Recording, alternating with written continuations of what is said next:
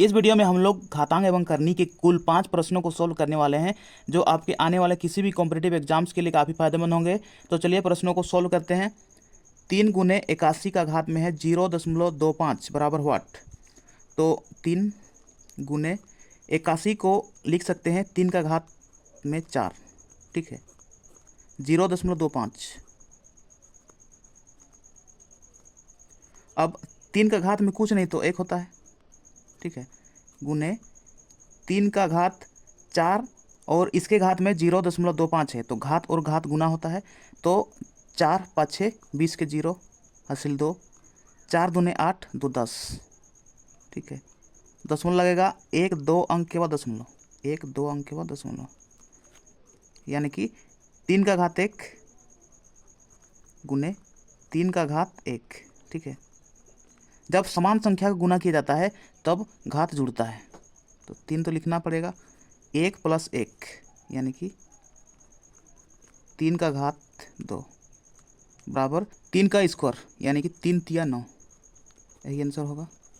अगला प्रश्न में आते हैं 0.0000125 का घात में 1/3 का मान निकालें। तो यहाँ पर 0 को छोड़ के संख्या को लिखना है 125, ठीक है, बट्टे 1 2 3 4 5 6 अंक के बाद है दशमलव, इसीलिए 1 के बाद 6 0 लगाएंगे। इसका घात में है 1/3। 125 को हम लोग 5 का घात 3 लिख सकते हैं, ठीक है, बट्टे 10 लाख। 10 लाख को हम लोग 100 का घात में 3 लिख सकते हैं, 3, 1/3। अब 5/100 इसके घात में 3 रहेगा, गुने 1/3। 3 से 3 को काट देंगे। अब 5/100 का घात में 1, ठीक है, तो 5/100 ही होगा। तो बट्टे के नीचे 100 है, यानी कि 2 0 है, तो 5 तो लिखेंगे ही, लेकिन 2 0 है इसलिए 2 अंक के बाद दशमलव, तो 1 अंक 2 अंक के बाद दशमलव, ठीक है, 0.05 यही आंसर होगा। अगला प्रश्न में आते हैं √72 प्लस √72 प्लस √72 से लेके अनंत तक है। तो अगर इस टाइप का प्रश्न एग्जाम में आए तो सबसे पहले संख्या को देखना है 72। तो 72 का ऐसा गुणनखंड करना है जिनके बीच का अंतर 1 हो, ठीक है। तो 9 8 72 होता है, 9 × 8। तो बड़ा वाला संख्या पॉजिटिव होता है और छोटा वाला नेगेटिव। तो जब प्लस रहे, ठीक है, तो बड़ा वाला संख्या आंसर होता है, तो यहाँ पे 9 आंसर होगा। अगला प्रश्न में आते हैं √32 प्लस √50 प्लस √72 का मान निकालें। तो इन संख्याओं का 2 ऐसा गुणनखंड निकालना है जिसमें एक संख्या सबसे बड़ा पूर्ण वर्ग संख्या हो। जैसे √32 को लेते हैं, √32 को 16 दूना 32 यानी कि √16 गुने √2 भी लिख सकते हैं, ठीक है। तो 32 के लिए √16 गुने √2 प्लस 50 के लिए √25 गुने √2, ठीक है, प्लस √72 के लिए 36 दूना 72 होता है, तो √36 गुने √2, ठीक है। तो यहाँ पे √16 का वर्गमूल होता है 4 गुने √2, तो √2 प्लस 25 का वर्गमूल होता है 5 गुने √2 यानी कि √2 प्लस 36 का वर्गमूल होता है 6 गुने √2, तो √2, ठीक है। तो यहाँ पे तीनों में समान है √2 √2 और √2, ठीक है। तो √2 कॉमन निकलेगा और 4 प्लस 5 प्लस 6 √2 गुने 4 5 9 9 और 6 15 होता है, यानी कि 15 √2, यही आंसर होगा। अगला प्रश्न में आते हैं √5 प्लस √24 का मान ज्ञात करें।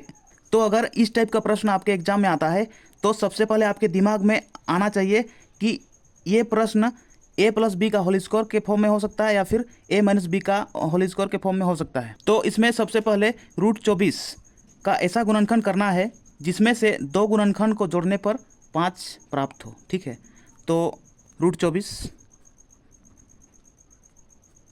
को हम लिख सकते हैं 4 × 12 दूना 24। ठीक है, फिर रूट अंडर में।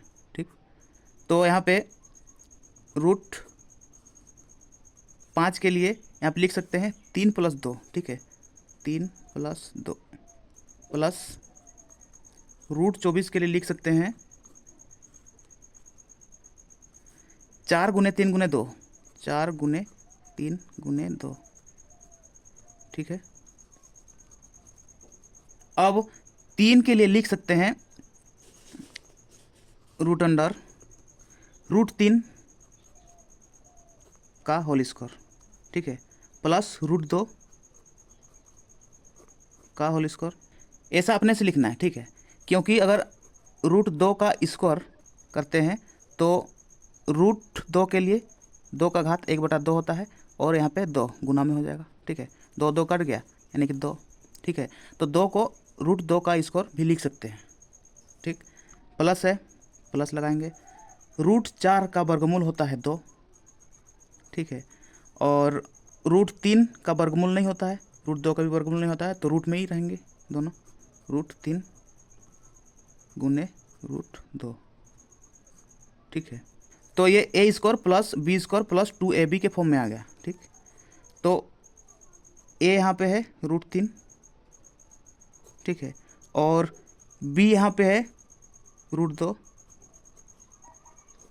इसका होल स्क्वायर और रूट है यहाँ पे, तो रूट और 2 कट जाएगा। ठीक है, तो बचा यहाँ पे √3 + √2, यही आंसर होगा।